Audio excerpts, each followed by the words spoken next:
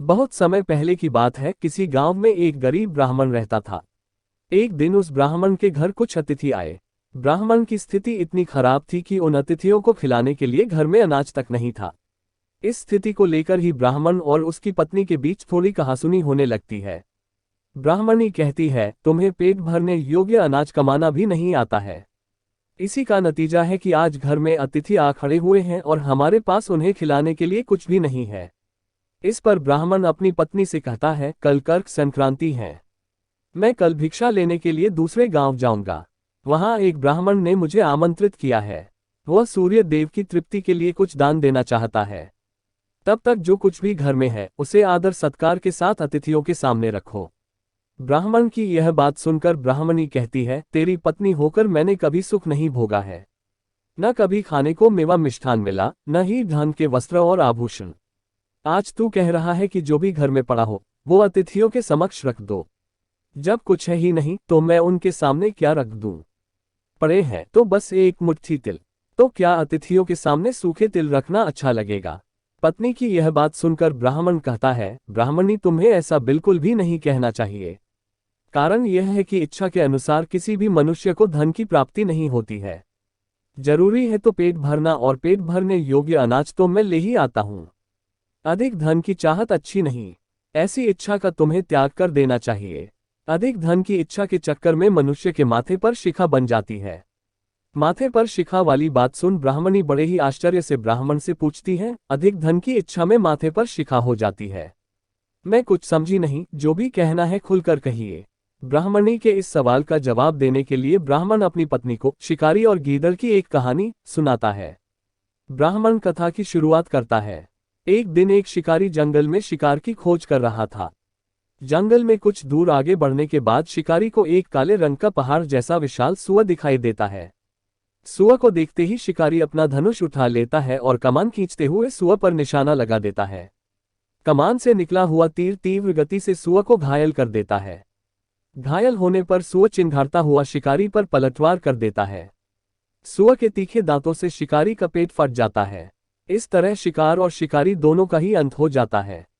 इसी बीच खाने की तलाश में भागता हुआ एक भूखा गीदड़ वहां से होकर गुजरता है, जहां शिकारी और सूअर का शव पड़ा हुआ था।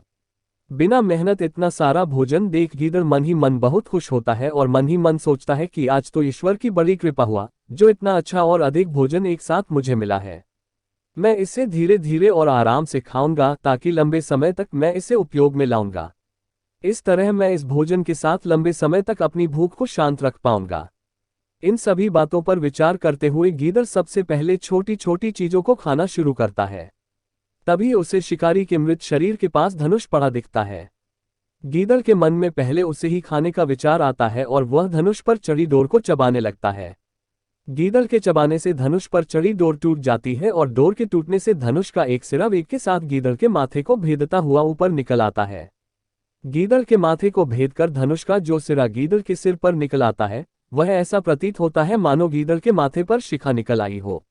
घायल होने के कारण कुछ देर बाद गीदड़ की भी मौत हो जाती है।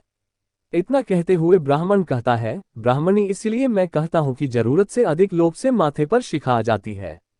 ये कथा सुनने के बाद ब्राह्मणी कहती है, ठीक है, अगर ऐसी ही बात है तो घर में जो मुट्ठी भर तिल पड़े हैं उन्हीं को मैं अतिथियों को खिला देती हूँ। ब्राह्मणी की यह बात सुनकर ब्राह्मण संतुष्ट होता है और भिक्षा मांगने के लिए घर से बाहर निकल जाता है। वहीं ब्राह्मणी भी घर में पड़े तिल को धूप में सुखाने के लिए फैला देती है। तभी कहीं से एक कुत्ता आ जाता है और उन साफ तिलों पर पेशाब कर देता है, जिससे सभी तिल खराब हो जाते हैं।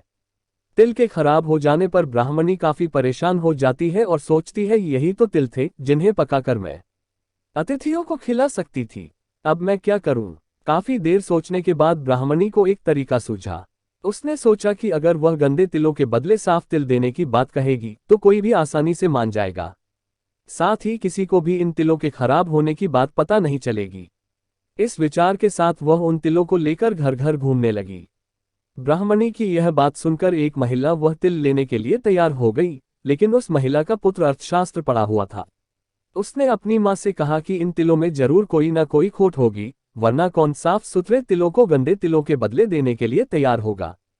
पुत्र की यह बात सुनकर महिला ने ब्राह्मणी के तिलों को लेने से मना कर दिया। कहानी से सीख। हमारे पास जो भी होता है हमें उसी में सुखी रहना चाहिए। किसी के पास ज्यादा चीज देखकर दुखी नहीं होना चाहिए। और कहानियों के लिए चैनल को सब्सक्राइब और वीडियो को लाइक जरूर करें।